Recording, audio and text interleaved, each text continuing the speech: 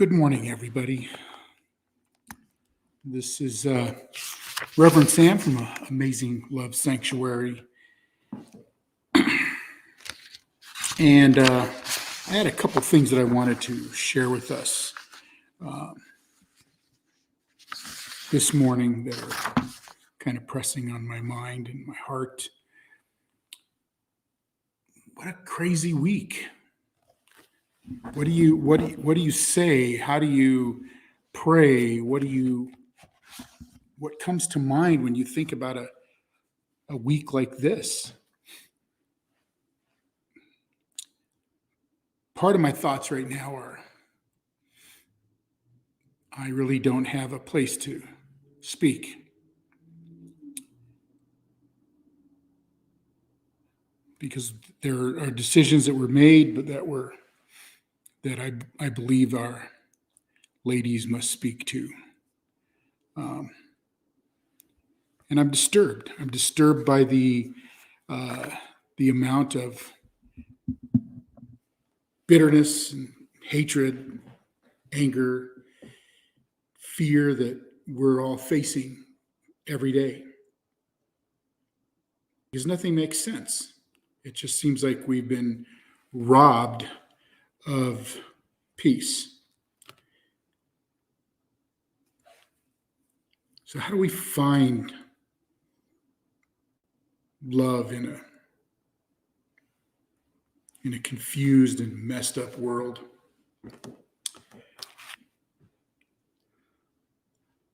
So today I want to talk about some thoughts about love. Those of you that know me and know what I speak and how I preach and what my message is, I'm passionate about talking about love, acceptance, and forgiveness. Because it means everything to me. It's shaped my ministry. It's shaped who I am. It's shaped what I preach. It's shaped what I think.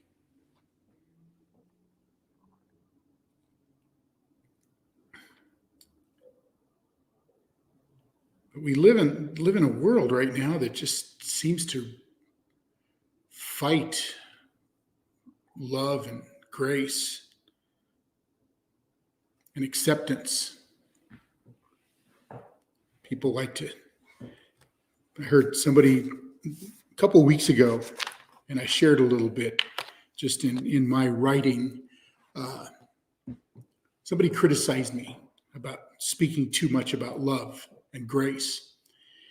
And the question was, how come, Pastor Sam, how come you never preach about hell? That's not my message.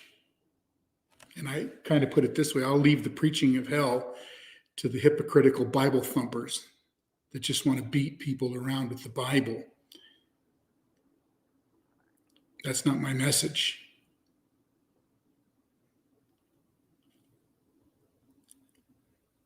And sometimes I feel like I don't have the words to put it all into place, but I do believe that love is the answer.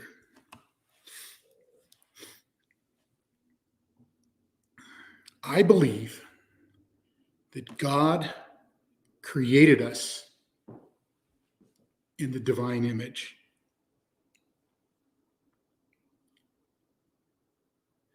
I believe that with all of my heart.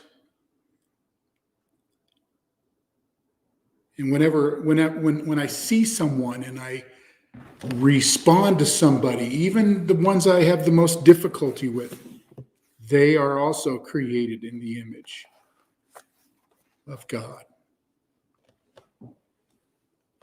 You see, at every moment of his life, every moment of his life, Jesus was aware that everything comes from the place of love.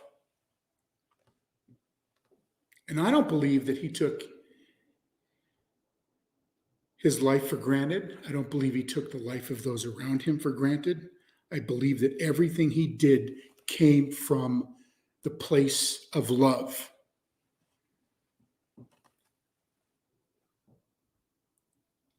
Paul wrote about it this way, and I'm going to read from the Passion Translation. If I were to speak with eloquence in earth's many languages and in the heavenly tongues of angels, that's pretty impressive if you could do that. Yet I didn't express myself with love, my words would be reduced to the hollow sound of nothing more than a clanging cymbal. So all those people out there shouting and claiming and responding as if they won some victory this week politically, if it doesn't come from love, it's nothing. It's not that we escape death or escape injury. I believe that Jesus felt every morning as he woke up, however he did or wherever he did, he woke up with the motivation to love.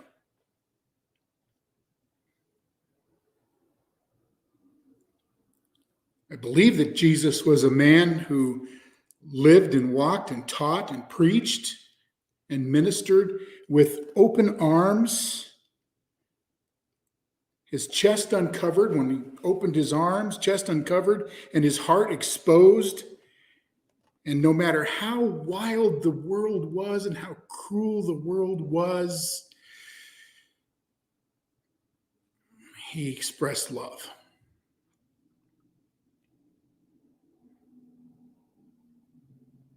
First Corinthians goes on this way. And if I were to have the gift of prophecy with a profound understanding of God's hidden secrets, and if I possessed unending supernatural knowledge, and if I had the greatest gift of faith that could move mountains, but have never learned to love,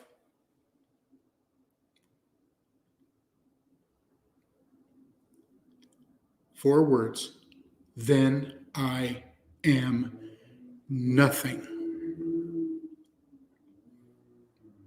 And if I were to be so generous as to give away everything I own to feed the poor and to offer my body to be burned as a martyr without the pure motive of love,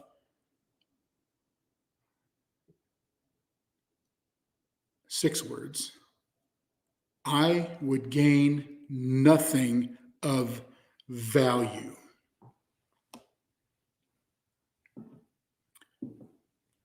I would venture to say that most of the political victories that we've witnessed this in the last several weeks were not motivated by love. They were motivated by power.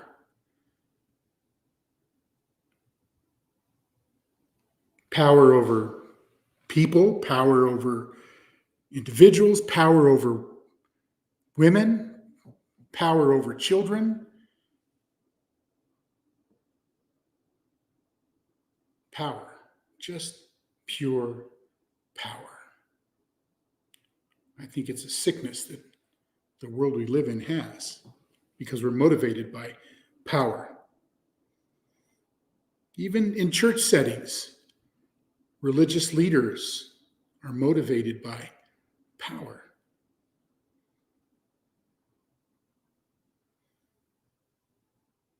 Think of the prodigal son, the story of the prodigal son. That father always loved his son. The priority in his life was not that his son came home, or his son came back from his sinful lifestyle or anything. He just loved his son.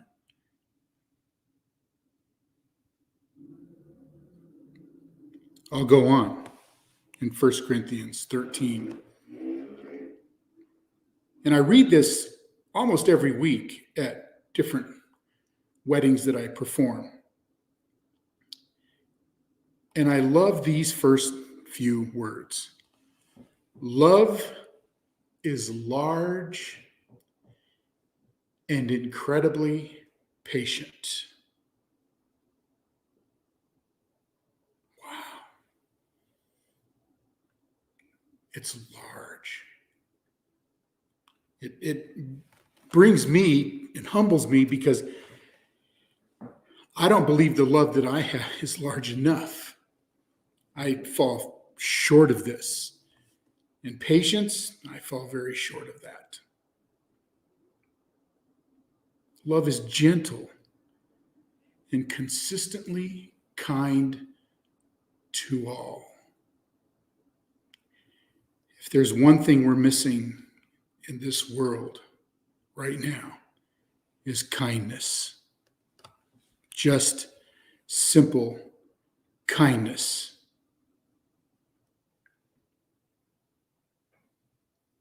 Love refuses to be jealous when blessings come to someone else.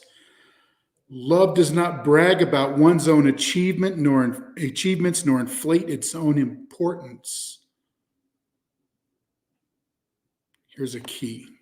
Verse 5. Oh, we fall so short of this. Love does not traffic in shame and disrespect, nor selfishly seek its own honor. You can't even in the last few weeks, you make a post on social media and people just unload on you, and somehow they twist it all around to defend their political persuasion, whatever it may be.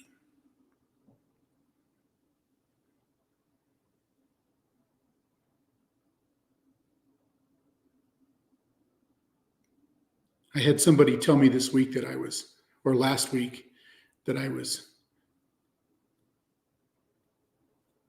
a false preacher because I talked about love and grace.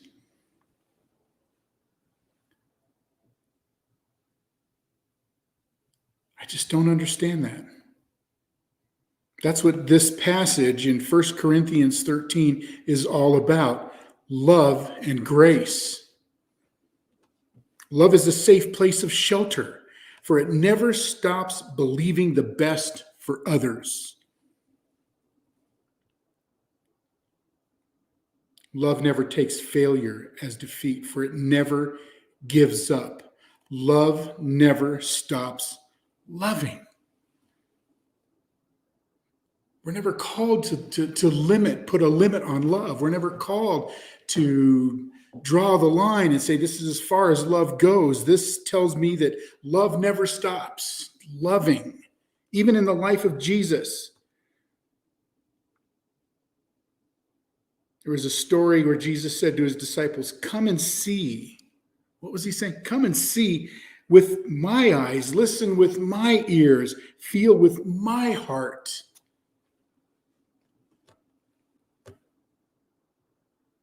Feel what? Love. Love and grace.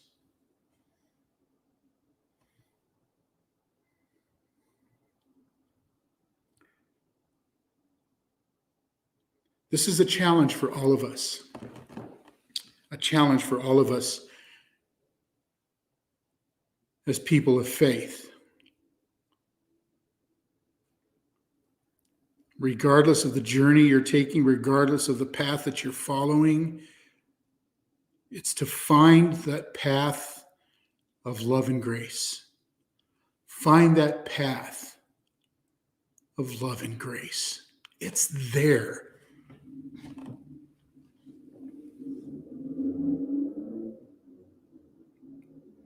Verse 12 of that same passage really kind of says it this way. Even for those of you that think you got it all figured out and you know it all, Paul wrote, for now we see but a faint reflection of riddles and mysteries. My understanding is complete. But one day I'll understand everything. You see, I don't approach this as if I understand everything. I don't want to. I love to to walk in the mystery of faith. I love to walk in the mystery of understanding the divine.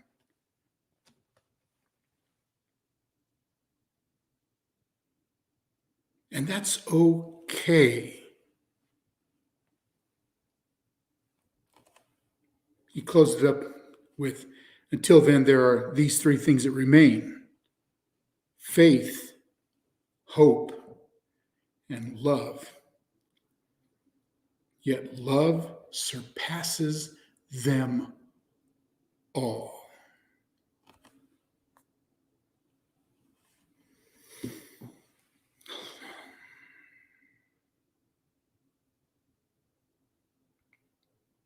What a time we live in. It's certainly not a time where love is our motivation. The motivation in our world, in our politics, and in our communities now is power. I'm right, you're wrong. We're right, you're all wrong.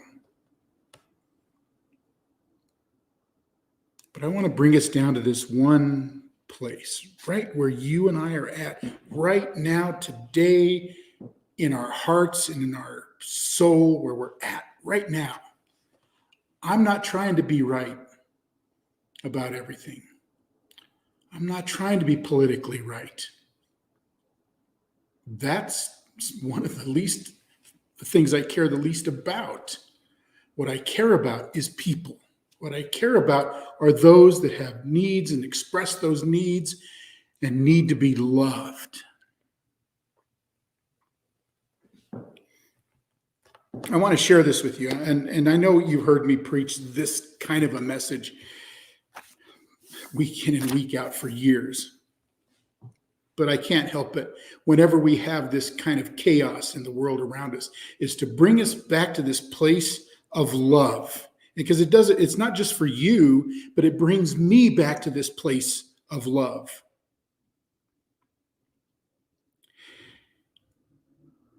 In 37, 35 years ago, I went to pastor this little church in Blooming Prairie, Minnesota.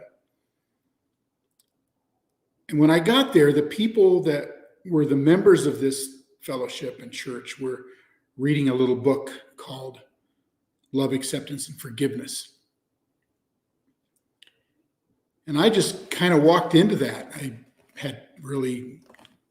Wasn't too long since I had been out of college and heading into my first pastorate. And they were reading this little book. And I still read this little book all the time. Pastor Jerry Cook that wrote it was a Foursquare pastor. He's not even alive anymore, but he wrote this book. And he tells the story of these broken people that came to him. One of the people in the story is a broken pastor who was fired from his church for having an affair, leaving his wife, family. And they were just trying to go to church, and every church they went to, and they're in that town in Washington where this church was at, everybody knew him. He was a well-known pastor. And sometimes they would meet him at the door of their church before he would walk in and say, "You can't come in here."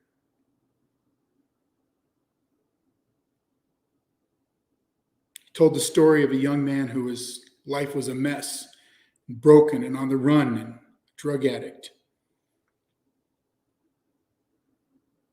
And he said to him, "Come and meet me at my office and we'll talk." And he waited and waited and waited. And the young man finally came late at night, but the Pastor Jerry, stayed there until he showed up. He didn't give up on him.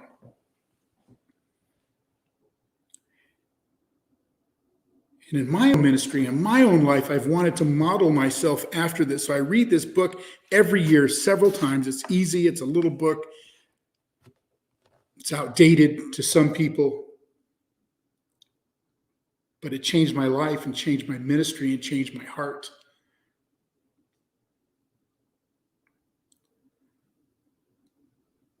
So Pastor Jerry said every so often he would find somebody that would come to his church, this broken person, hurting people. And he would single them out, and he would make this commitment to them. And I want to make this commitment to you, to you.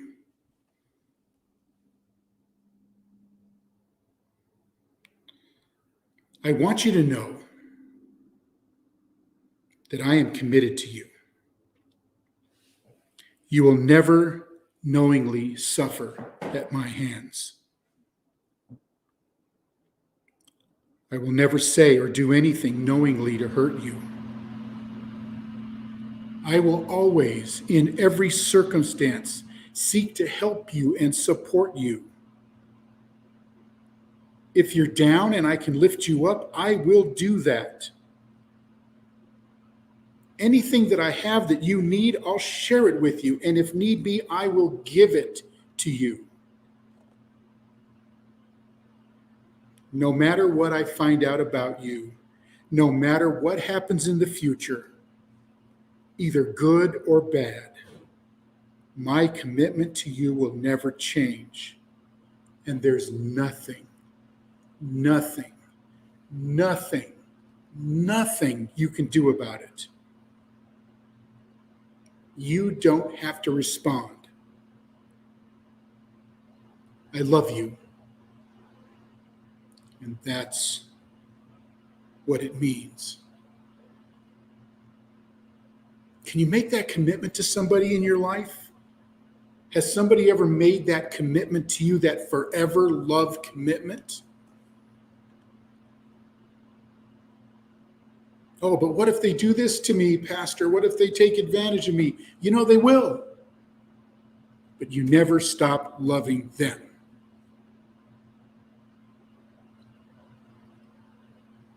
But what if they say something about me? What if they badmouth me? What if they disparage my character or whatever? You never stop loving them.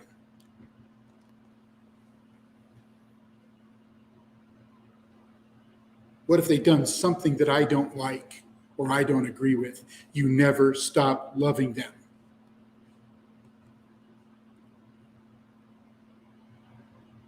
There are too many people that are spiritually wounded by the church, by Christians, by very different faith groups, because somebody stopped loving them.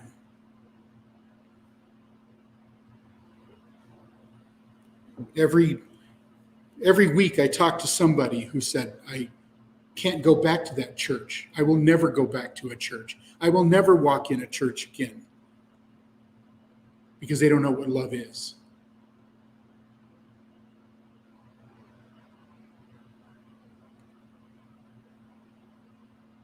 But what if they don't believe like we believe? You never stop loving them. What if they love somebody that I don't agree with? You never stop loving them.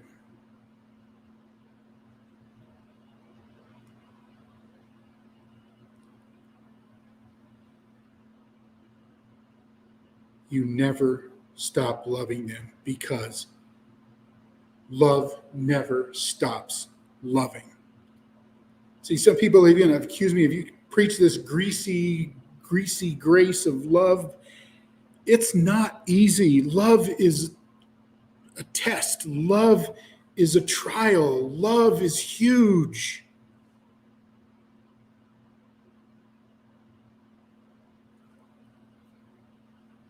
Love is large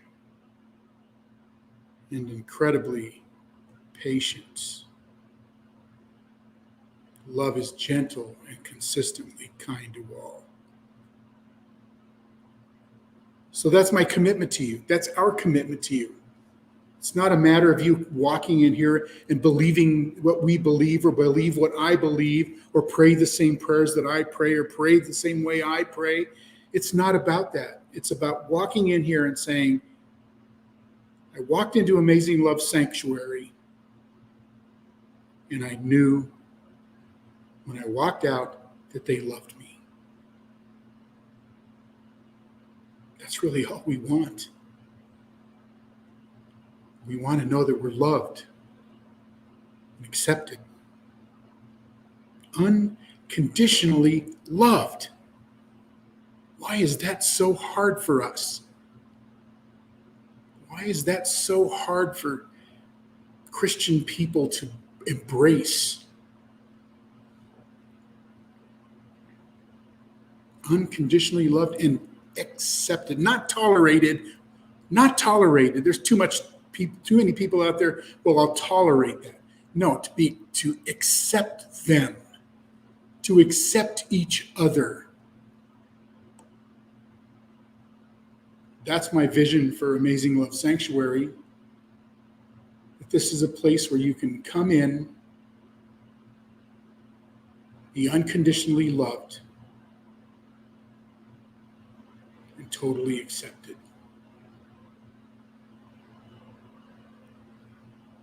It's a hard one. It's a hard pill to swallow. I know that people want more out of that. They want some. It's not this is where the rubber meets the road. It's not fancy. It's ugly. It's getting down in the dirt. It's getting some blood on your hands because people are wounded and hurt and injured.